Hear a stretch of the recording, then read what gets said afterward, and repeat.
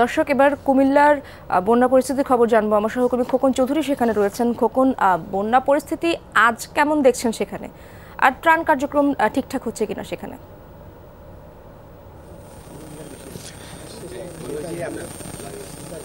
ইশরাত, আসলে আপনি জানেন যে গেল কয়েকদিনই কিন্তু বন্যা পরিস্থিতির যে কুমিল্লার অবস্থা, 14টি উপজেলা কিন্তু প্লাবিত হয়েছে। এর মধ্যে 3টি উপজেলা ব্যতীত বাকি যে উপজেলাগুলো ছিল সেগুলোতে কিন্তু পানি নামতে শুরু করেছে। ইতিমধ্যে যারা আশ্রয় কেন্দ্রে আশ্রয় নিয়েছিলেন তারাও কিন্তু বাড়িঘরে ফেরার চেষ্টা করছেন।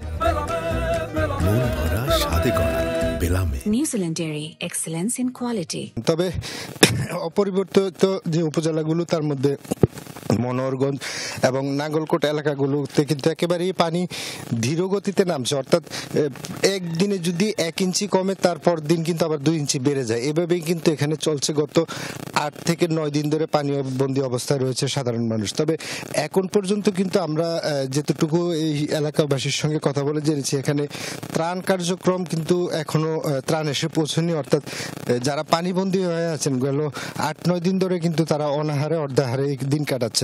ফলে এখানে পানিবাহিত রোগ সহ বিভিন্ন রোগও কিন্তু মানুষের আক্রান্ত হচ্ছেন। পাশাপাশি কিন্তু যুক্ত হয়েছে সাপ আতঙ্ক। ফলে এইসব এলাকার মানুষের কিন্তু জরুরি ভিত্তিতে ত্রাণ যেমন প্রয়োজন, পাশাপাশি তার সঙ্গে বিশুদ্ধ পানি সহ অন্যান্য ওষুধপত্রেরও কিন্তু প্রয়োজন হয়ে পড়েছে।